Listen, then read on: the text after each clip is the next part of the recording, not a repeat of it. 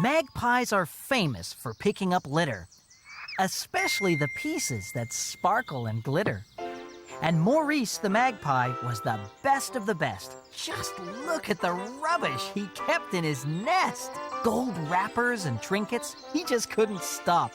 His nest was a mountain with a family on top. This was great fun for both of his kids.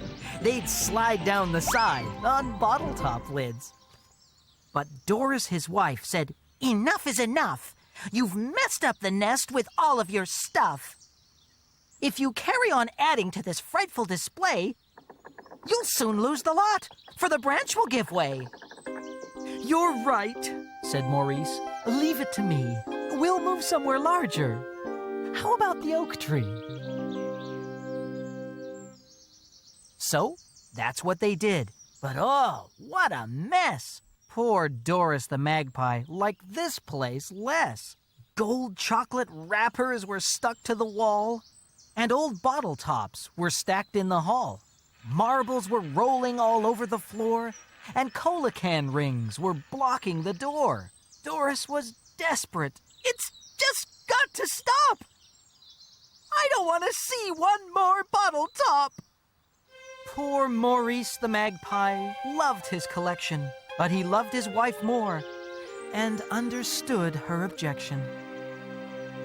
Word spread through the wood, and soon it was known that Maurice the magpie was clearing his home.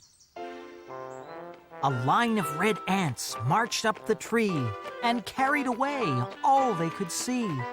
A squirrel took most of his gold-silver foil to wrap up his nuts to hide in the soil.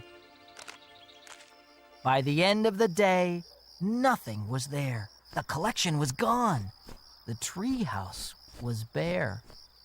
"That's better," said Doris. "Now we've got space." She polished and dusted all over the place. But Maurice was sad. He had to confess he missed all the sparkly, glittery mess. And after a week, even Maurice's wife felt that the sparkle had gone from her life. Both of their children thought, "What can we do?" Then they came up with a plan, and off they both flew.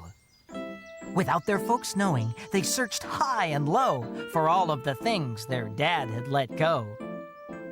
You may think it naughty to behave in this way, but the two little birds just giggled all day.